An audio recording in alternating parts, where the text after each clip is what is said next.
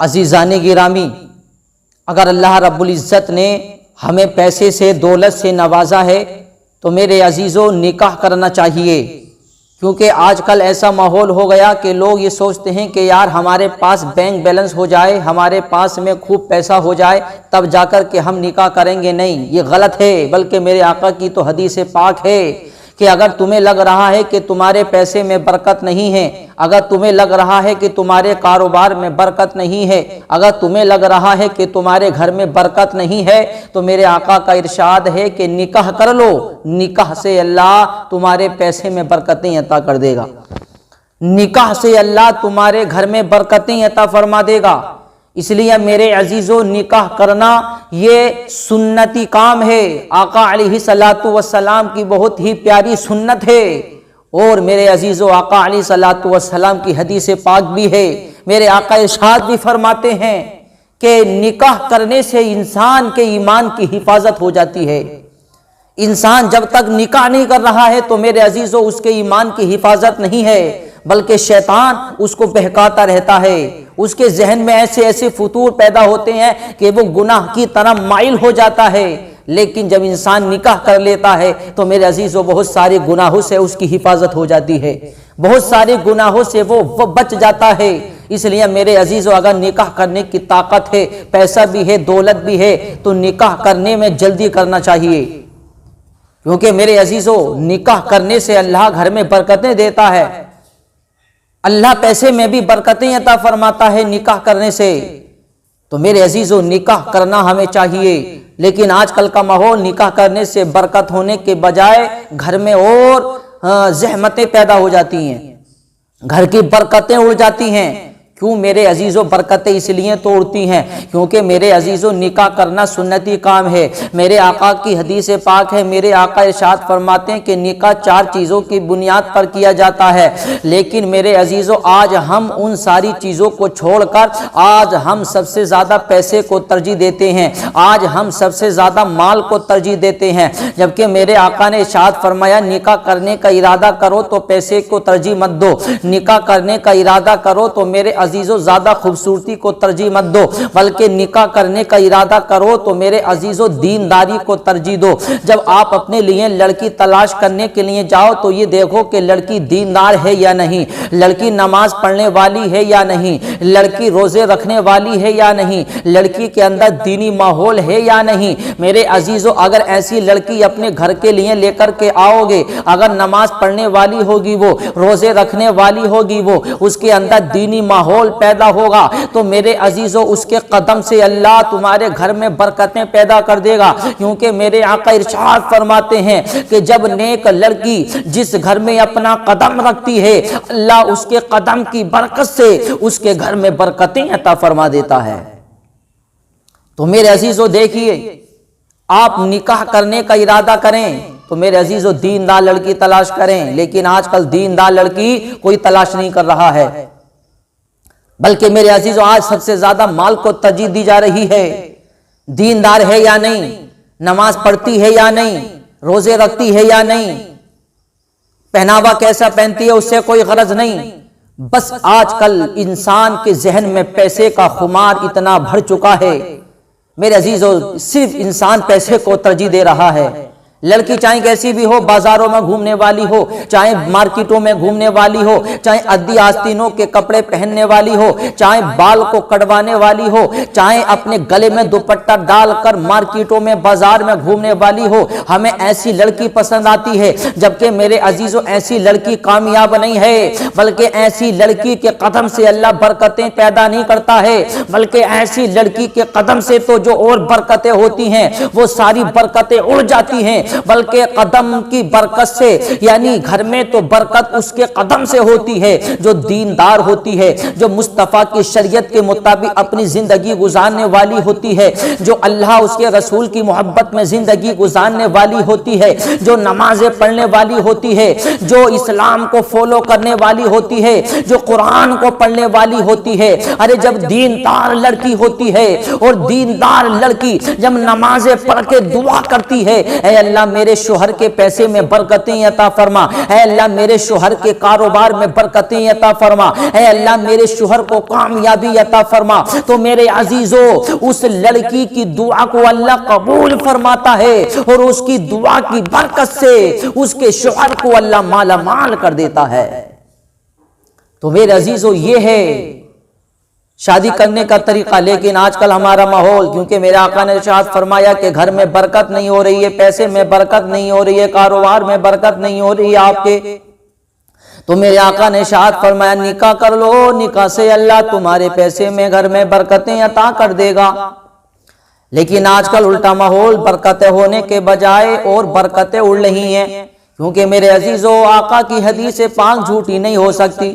آقا نے جو فرما دیا وہ اٹل قانون ہے، میرے عزیزو آقا کا فرمان کبھی بدل نہیں سکتا، لیکن ہمارا طریقہ بدل گیا۔ میرے عزیزو شادی کرنے کا طریقہ جو ہمارا تھا وہ طریقہ ہمارا نہیں رہا۔ میرے عزیزو بتاؤ گھر میں برکت ہوگی کہاں سے؟ شادی سے پہلے تو ہم اپنے گھر پہ شیطانی والے کام کرتے ہیں۔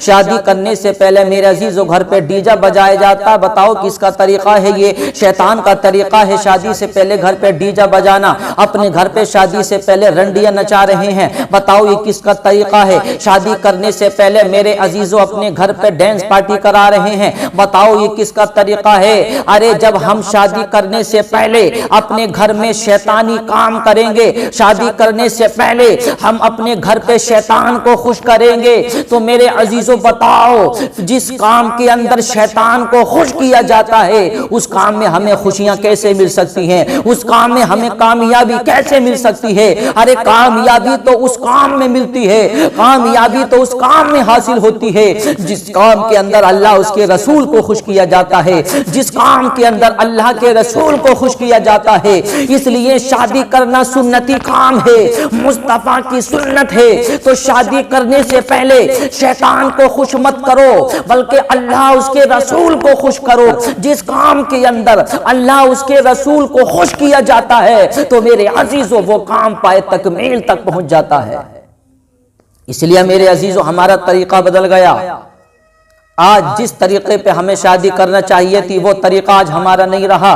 میرے عزیزو بتاؤ آج شادیوں کا ماحول آپ دیکھ لیجئے، میرے عزیزو دیکھو آپ شادی کے اندر کھانے کا ماحول کیسا ہو گیا۔ میرے عزیزو کھڑے ہو کے کھانا کھایا جا رہا ہے اور لوگوں نے ترقی کا نام دے دیا۔ میرے عزیزو بتاؤ کھڑے ہو کے کھانا کس کا طریقہ ہے؟ ارے کھڑے ہو کے کھانا یہ اسلامی طریقہ نہیں ہے، کھڑے ہو کے کھانا یہ مسلمان کا طریقہ نہیں ہے۔ میرے عزیزو کھڑے ہو کے کھانے کا طریقہ ہمارا نہیں ہے۔ میرے عزیزو بتاؤ جب ہم غیروں کے طریقے پر عمل کریں گے، جب ہم غیروں کے طریقے پہ چلیں گے تو میرے عزیزو بتاؤ کھڑے ہو کے کھانا یہ مصطفیٰ کا طریقہ ہے؟ کھڑے ہو کے کھانا کہ یہ ہمارا اسلام کا طریقہ ہے؟ نہیں نہیں۔ ارے کھانے کی عزت کرنا سیکھیے آپ۔ ارے جب کھانے کی عزت نہیں ہو رہی ہے، ارے جب شادیوں کے اندر کھانے کا احترام نہیں ہو رہا ہے تو میرے عزیزو بتاؤ ان شادیوں میں برکت کیسے ہو سکتی ہے؟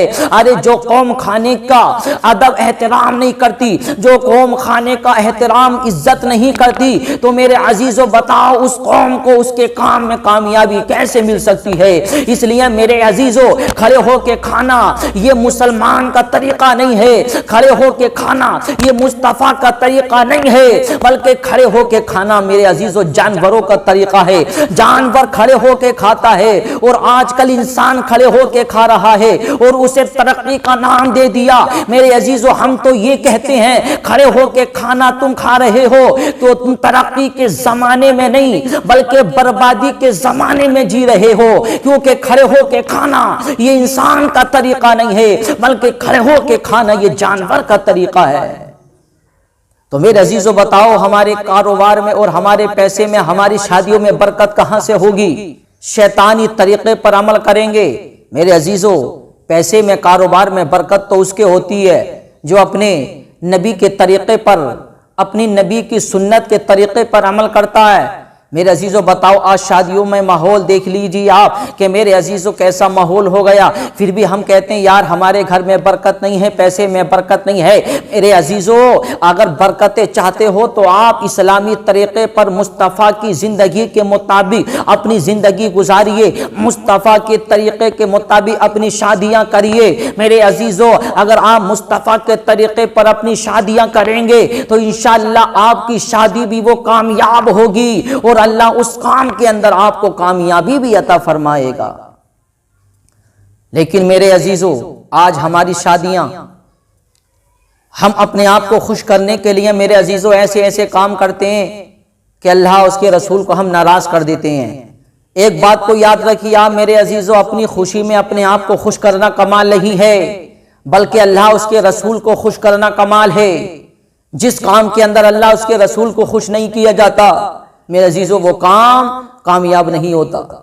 جس کام کے اندر اللہ اس کے رسول کو خوش کیا جاتا ہے تو میرے عزیزو وہ کام اللہ کی بارگاہ میں قبول ہو جاتا ہے, وہ کام اللہ کی بارگاہ میں قبول بھی ہوتا ہے اور اللہ اس کام میں کامیابی بھی عطا فرماتا ہے. اس لیے میرے عزیزو اگر اللہ نے آپ کو بیٹے جیسی نعمت سے نوازا ہے, اگر اللہ نے آپ کو بیٹا دیا ہے, اگر آپ اپنے بیٹے کا نکاح کرنے جا رہے ہیں تو میرے عزیزو اپنے بیٹے کو خوش بعد میں کرو, اپنے آپ کو خوش بعد میں کرو, پہلے اللہ اس کے رسول کو خوش کرو. کیونکہ اللہ نے تمہیں بیٹا دیا ہے تو اللہ کی نعمت پر خوش ہو, اللہ کا شکر ادا کرو اور اللہ سے دعا کرو رب قدیر تو نے مجھے بیٹا دیا, آج میرا بیٹا اس لائق ہو گیا کہ اپنے بیٹے کا نکاح کرنے جا رہا ہوں. اے رب قدیر میں ایسے کام کروں جس سے تو تیرا محبوب راضی ہو جائے.